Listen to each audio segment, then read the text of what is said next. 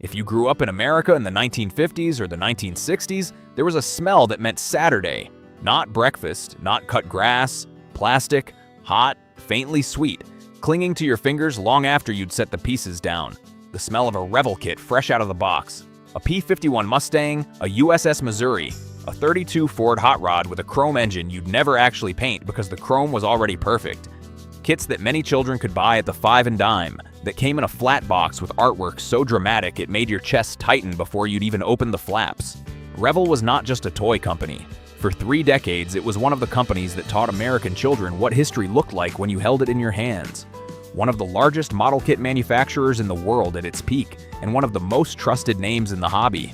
Today it is a brand name owned by a German company, with manufacturing in Asia, selling into a market it has spent decades struggling to keep up with.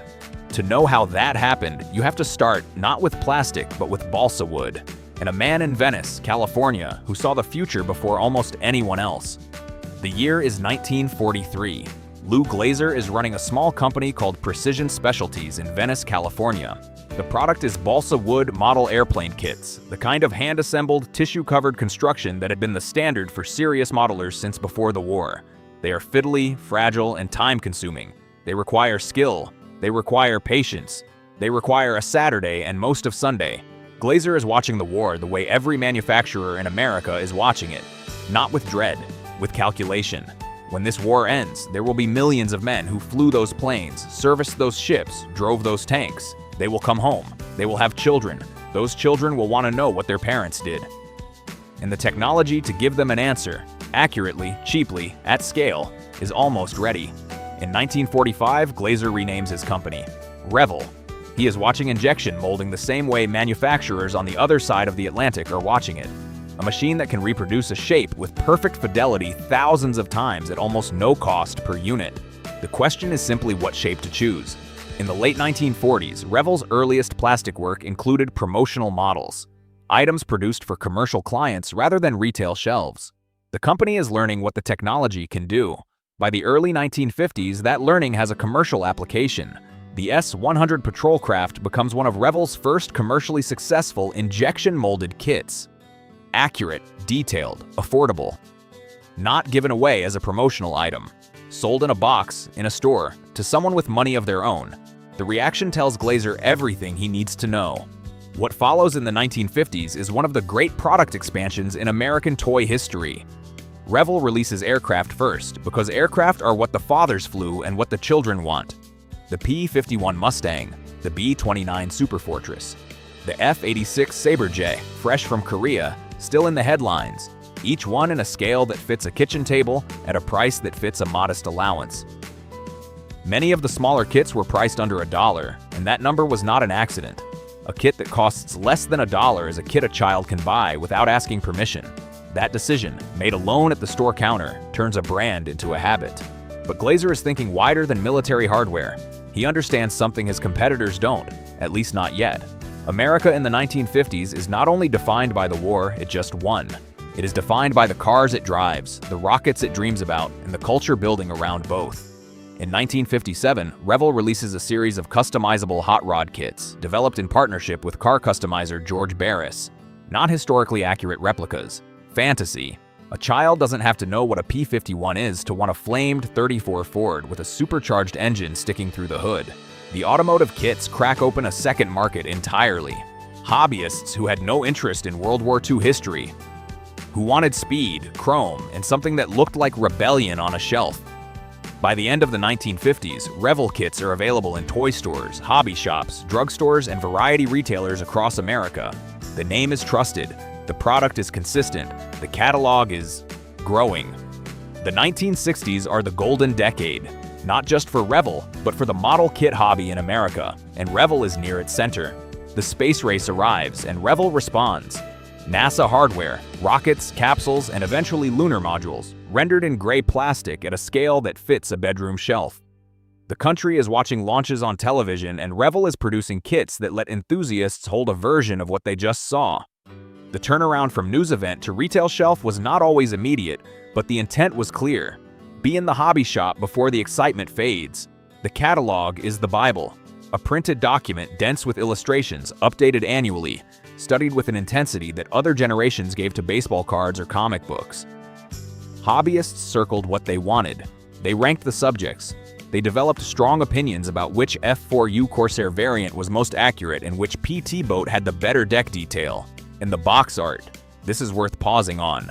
The Revell box art of the 1960s is not designed to sit quietly on a shelf. It is designed to reach off the shelf and make a decision for you. Aircraft pulling hard turns against stormy skies. Ships in heavy Atlantic swells. Astronauts against the black infinity of space. A hobbyist standing at a store display doesn't read the label first. They respond to the painting. The kit is almost secondary. By the mid-1960s, Revell has expanded internationally, with a West German counterpart operating under the same name, Revell GmbH, producing and licensing kits across Europe. The two companies share branding and sometimes tooling, but are structurally separate. It is an arrangement that makes commercial sense in 1965. It will complicate everything later. The first cracks are almost invisible when they appear. Through the late 1960s and into the 1970s, the model kit hobby begins facing a broader challenge. It is not a single competitor and not a single cause.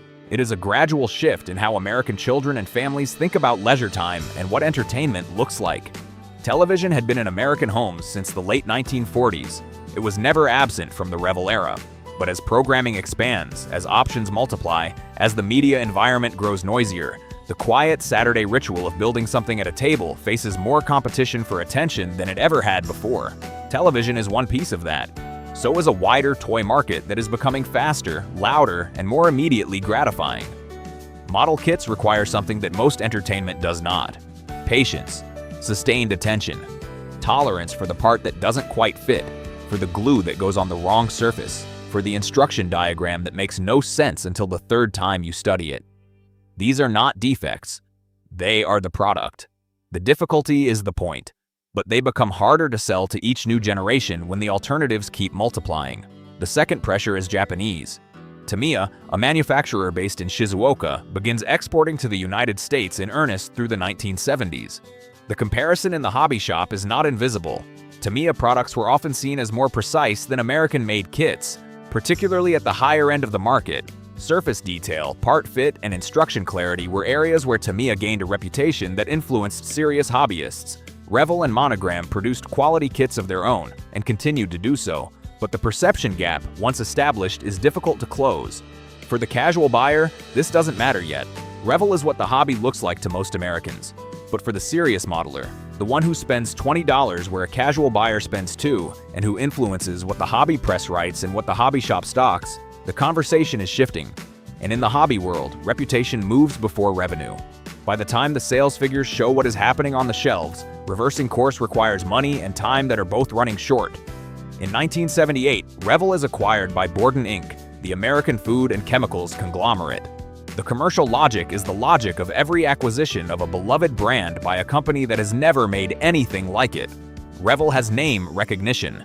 It has shelf space. It has customer loyalty. Borden has capital and a portfolio to diversify.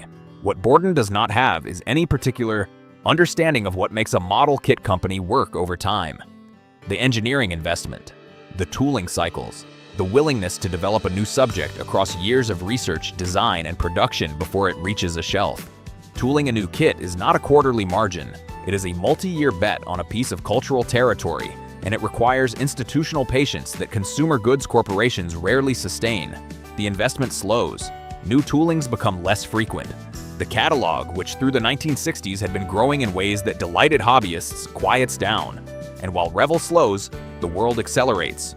The late 1970s and early 1980s coincided with a major shift in how children spent their free time. Atari, Space Invaders, Pac-Man, Donkey Kong. The rise of home video games and arcade culture represented something genuinely new.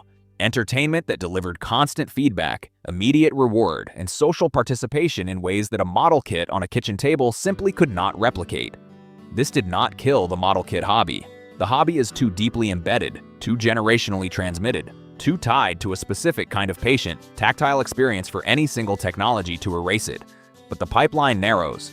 Young people who in an earlier era might have drifted naturally toward modeling are choosing differently, or not encountering the hobby at all. The replacement generation of serious hobbyists is thinner than the one it follows.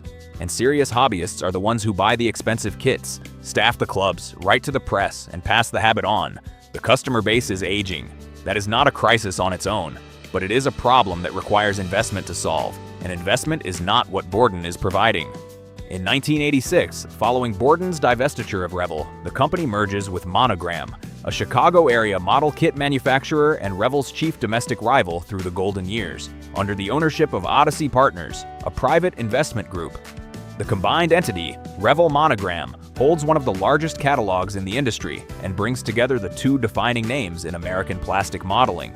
It also inherits the structural weight of two separate organizations, two design cultures, two tooling libraries, and 2 decades of parallel development. What looks on paper like a consolidation of strength is in practice the combining of two organizations navigating the same pressures into one larger organization navigating them together. The kits continue. The engineering improves in places, but the ownership changes again, and then again. The company passes through hands that understand its balance sheet without fully understanding its obligations to the hobbyists who have kept it alive for 40 years. In 1998, Revell Monogram files for Chapter 11 bankruptcy protection. It emerges, then files again in 2007. 2 bankruptcies in 9 years. The causes are not primarily about product quality. A well-engineered Revell kit in the late 1990s remains a genuinely good product. What the bankruptcies reflect is a combination of forces that built for decades. A shrinking core demographic, distribution changes in the retail landscape, intensifying international competition, the ongoing shift in leisure culture, and a sequence of ownership decisions that prioritized short-term financial management over long-term investment in the brand and its customer base. No single factor created those filings. All of them together did. Each bankruptcy is not a death. The name survives. Production continues. But every filing communicates something to every hobby shop, every serious hobbyist, every parent considering whether to introduce a child to the craft. It says that the company at the center of American plastic modeling cannot sustain itself on what the hobby currently generates. That message is hard to take back. In 2007, the German counterpart, Revell GmbH, which had grown separately since the 1960s, acquires what remains of the American operation. The name is unified under German ownership.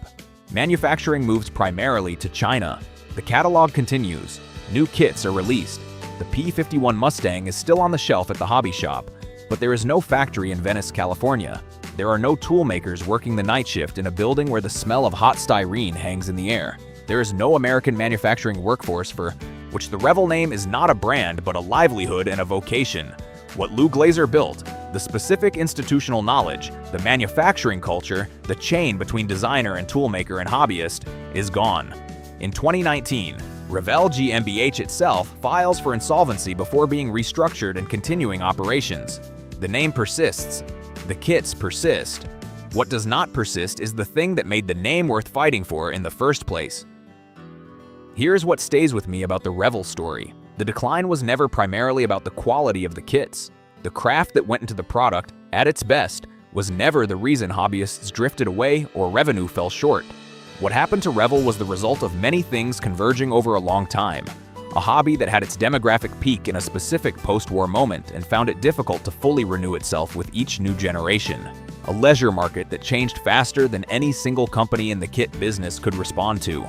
International competition that raised the standard without the domestic industry having the resources to match it. And yes, a sequence of owners who understood what Revell was worth on a spreadsheet and found it harder to act on what it was worth to the hobbyists who had never stopped caring about it. Ownership decisions were a major contributing factor. They were not the only one. The honest story is more complicated than a single villain and more painful for being so, because a problem caused by one bad actor can be fixed by removing them. A problem caused by a market shift, a demographic change, a cultural evolution, and a series of insufficient responses that is harder to name and harder to solve.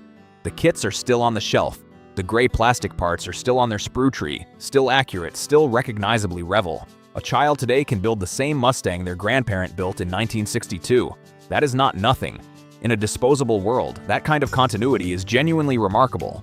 But look at where it's made. Look at who owns the name. Look at the factory that is not in Venice anymore, the workers who are not there, the institutional knowledge that did not survive the journey through 40 years of ownership changes and market pressures. We did not lose Revell because America stopped loving it. The hobby shops that still carry it are proof of that. What was lost was the factory, the people, the place where making those kits meant something to the hands that made them. That is the part the balance sheet never captured. And that is why the story of how Revell fell still matters.